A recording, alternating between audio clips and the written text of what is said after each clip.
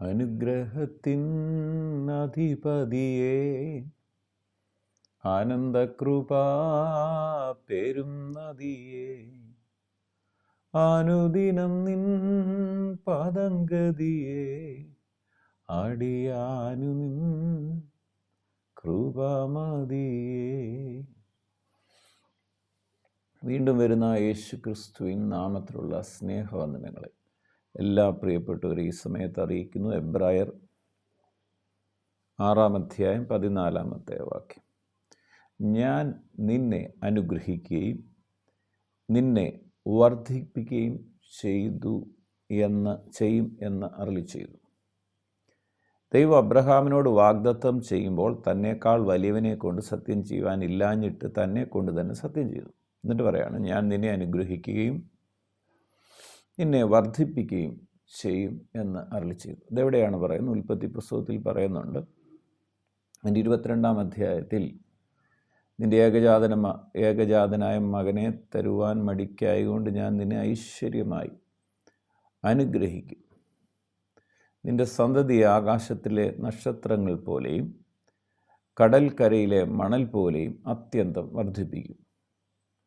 നിൻ്റെ സന്തതി ശത്രുക്കളുടെ പട്ടണങ്ങളെ കൈവശമാക്കും.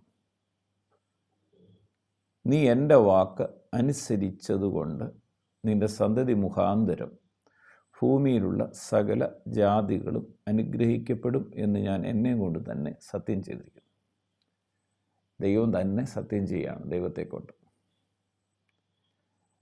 22-ാം അധ്യായം നാം പഠിക്കുമ്പോൾ ഇവിടെ അതിൻ്റെ ശേഷം ദൈവം അബ്രഹാമിനെ പരീക്ഷിച്ചത് എന്തെന്നാൽ, അബ്രഹാമെ എന്ന് വിളിച്ചതിന് ഞാൻ ഇതാ എന്നവൻ പറഞ്ഞു. അപ്പോൾ അവൻ, നിൻ്റെ മകനെ നീ സ്നേഹിക്കുന്ന നിൻ്റെ ഏകജാതനായ ഇസ്ഹാക്കിനെ തന്നെ കൂട്ടിക്കൊണ്ട് മോറിയ ദേശത്ത് ചെന്ന് അവിടെ ഞാൻ നിന്നോട് കൽപ്പിക്കുന്ന ഒരു മലയിൽ അവനെ ഹോമയാഗം കഴിക്കണം എന്ന് അരുളിച്ചെയ്തു. അബ്രഹാം അതികാലത്ത് എഴുന്നേറ്റ് കഴുതയ്ക്ക് കോപ്പിട്ട് കെട്ടി പാലിക്കാർ 2 പേരെയും തൻ്റെ മകൻ ഇസ്ഹാക്കിനെയും കൂട്ടി ഹോമയാഗത്തിന് വിറകും കീറി എടുത്തും കൊണ്ട് പുറപ്പെട്ടു. ദൈവം തന്നോട് കൽപ്പിച്ച സ്ഥലത്തേക്ക് പോയി. 3-ാം ദിവസം അബ്രഹാം നോക്കി ദൂരത്തു നിന്ന് ആ സ്ഥലം കണ്ടു. അബ്രഹാം ബാല്യക്കാരോട്, നിങ്ങൾ കഴുതയുമായി ഇവിടെ ഇരിപ്പീൻ, ഞാനും ബാലനും അവിടത്തോളം ചെന്ന് ആരാധന കഴിച്ച് മടങ്ങി വരാം എന്ന് പറഞ്ഞു. അബ്രഹാം ഹോമയാഗത്തിനുള്ള വിറകെടുത്തു തൻ്റെ മകനായ ഇസ്ഹാക്കിൻ്റെ ചുമലിൽ വെച്ചു. തീയും കത്തിയും താൻ എടുത്തു. ഇരുവരും ഒന്നിച്ചു നടന്നു. അപ്പോൾ ഇസ്ഹാക്ക് തൻ്റെ അപ്പനായ അബ്രഹാമിനോട് അപ്പ എന്ന് പറഞ്ഞതിന് അവൻ, എന്താകുന്നു മകനെ എന്ന് പറഞ്ഞു. തീയും വിറകുമുണ്ട്, എന്നാൽ ഹോമയാഗത്തിന് ആട്ടിൻകുട്ടി എവിടെയെന്ന് അവൻ ചോദിച്ചു. ദൈവം തനിക്ക് ഹോമയാഗത്തിന് ഒരു ആട്ടിൻകുട്ടിയെ നോക്കിക്കൊള്ളും മകനെ എന്ന് അബ്രഹാം പറഞ്ഞു. അങ്ങനെ അവർ ഇരുവരും ഒന്നിച്ചു നടന്നു. ദൈവം കൽപ്പിച്ചിരുന്ന സ്ഥലത്ത് അവർ എത്തി. അബ്രഹാം ഒരു യാഗപീഠം പണിതു, വിറകടുക്കി തൻ്റെ മകൻ ഇസ്ഹാക്കിനെ കെട്ടി യാഗപീഠത്തിന്മേൽ വിറകിന് മീതെ കിടത്തി. പിന്നെ അബ്രഹാം കൈ നീട്ടി കത്തിയെടുത്ത് മകനെ അറുക്കേണ്ടതിന് ഉടനെ യഹോവയുടെ ദൂതൻ ആകാശത്തുനിന്ന്, അബ്രഹാമേ അബ്രഹാമേ എന്ന് വിളിച്ചു. ഞാനിതാ എന്നവൻ പറഞ്ഞു. ബാലൻ്റെ മേൽ കൈവെക്കരുത്, അവനോടൊന്നും ചെയ്യരുത്. നിൻ്റെ ഏകജാതനായ മകനെ തരുവാൻ നീ മടിക്കായതുകൊണ്ട് നീ ദൈവത്തെ ഭയപ്പെടുന്നു എന്ന് ഞാനിപ്പോൾ അറിയുന്നു എന്ന് അവൻ അരുളിച്ചെയ്തു. അബ്രഹാം തലപൊക്കി നോക്കിയപ്പോൾ പിൻപുറത്ത് ഒരു ആട്ടുകൊറ്റൻ കൊമ്പ് കാട്ടിൽ പിടിപെട്ട് കിടക്കുന്നത് കണ്ടു. അബ്രഹാം ചെന്ന് ആട്ടുകൊറ്റനെ പിടിച്ച് തൻ്റെ മകന് പകരം ഹോമയാഗം കഴിച്ചു. അബ്രഹാം ആ സ്ഥലത്തിന് യഹോവ ഈരെ എന്ന് പേരിട്ടു. യഹോവയുടെ പർവ്വതത്തിൽ അവൻ പ്രത്യക്ഷനാകും എന്ന് ഇതുവരെയും പറഞ്ഞു വരുന്നു. യഹോവയുടെ ദൂതൻ 2-മതും ആകാശത്ത് നിന്ന് അബ്രഹാമിനോട് വിളിച്ച് അബ്രഹാം അരുളിച്ചെയ്തത്, നീ കാര്യം ചെയ്തു. നിൻ്റെ ഏകജാതനായ മകനെ തരുവാൻ മടിക്കായതുകൊണ്ട് ഞാൻ നിൻ്റെ ഐശ്വര്യമായി അനുഗ്രഹിക്കും. നിൻ്റെ സന്തതി ആകാശത്തിലെ നക്ഷത്രങ്ങൾ പോലെയും കടൽക്കരയിലെ മണൽ പോലെയും അത്യന്തം വർദ്ധിപ്പിക്കും. നിൻ്റെ സന്തതി ശത്രുക്കളുടെ പട്ടണങ്ങളെ കൈവശമാക്കും. നീ എൻ്റെ വാക്ക് അനുസരിച്ചതുകൊണ്ട് ഞാൻ സന്തതി മുഖാന്തരം ഭൂമിയിലുള്ള സകല ജാതികളും അനുഗ്രഹിക്കപ്പെടും എന്ന് ഞാൻ എന്നെ കൊണ്ട് തന്നെ സത്യം ചെയ്യുന്നു.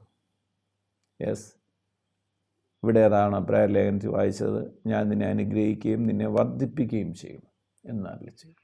നീ വചനം കേട്ടുകൊണ്ടിരിക്കുന്ന പ്രിയപ്പെട്ടവരെ, നിങ്ങളെ യേശു ക്രിസ്തുവിനെ സ്വീകരിച്ചെന്നുള്ള ഒറ്റ കാരണത്താൽ,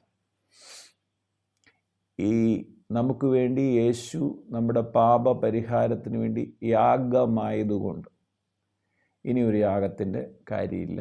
ആ യേശു ക്രിസ്തുവിൻ്റെ കാൽവരി ക്രൂശ് യാഗത്താൽ, യേശുവിൻ്റെ മരണത്താൽ നാം അനുഗ്രഹിക്കപ്പെട്ടു. സംശയം കൂടാതെ വിശ്വാസത്തോടെ യേശുവിൻ്റെ സന്നിധിയിലേക്ക് കടന്നു വരാം. പിതാവെ, പ്രാർത്ഥിക്കുന്നു,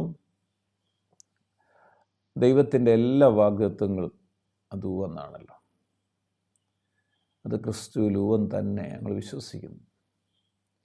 അബ്രഹാമിനോട് ദൈവം ചെയ്ത എല്ലാ വാഗ്ദത്തങ്ങൾക്കായി സ്തോത്രം ചെയ്യുമ്പോൾ, യേശു ക്രിസ്തുവിൽ വിശ്വസിക്കുന്ന, യേശുവിൻ്റെ രക്തത്താൽ കഴുക പ്രാപിച്ച ഞങ്ങളെ അതിലും കൂടുതൽ കർത്താവ് അനുഗ്രഹിക്കുന്നു എന്ന് ഞങ്ങൾ തിരിച്ചറിയുന്നു. ആ മഹത്വത്തിൻ്റെ പ്രത്യാശയെ ക്രിസ്തു, ലോകത്തെ ജയിച്ചവൻ, ഇന്ന് ഞങ്ങളുടെ ഉള്ളിലിരിക്കുന്നതിനായി സ്തോത്രം. പഴയ നിയമകാലത്ത് അബ്രഹാമിനെ അനുഗ്രഹിച്ചതിലും കൂടുതൽ യേശു ക്രിസ്തു മുഖാന്തരം ദൈവമക്കളെ ദൈവം അനുഗ്രഹിക്കുന്നതിനായി സ്തോത്രം. എന്നെ കേൾക്കുന്ന രോഗികൾ യേശുവിൻ്റെ അടിപ്പിണരുകളാൽ സൗഖ്യം പ്രാപിക്കട്ടെ.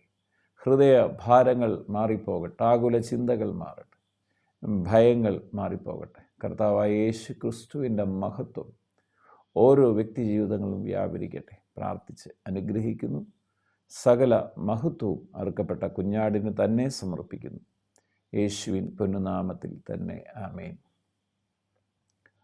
അനുഗ്രഹത്തിൻ അധിപതിയേ, ആനന്ദകൃപാ പേരും നദിയേ, അനുദിനം നിൻ പദംഗതിയേ, അടിയാനു നിൻ കൃപമതിയേ.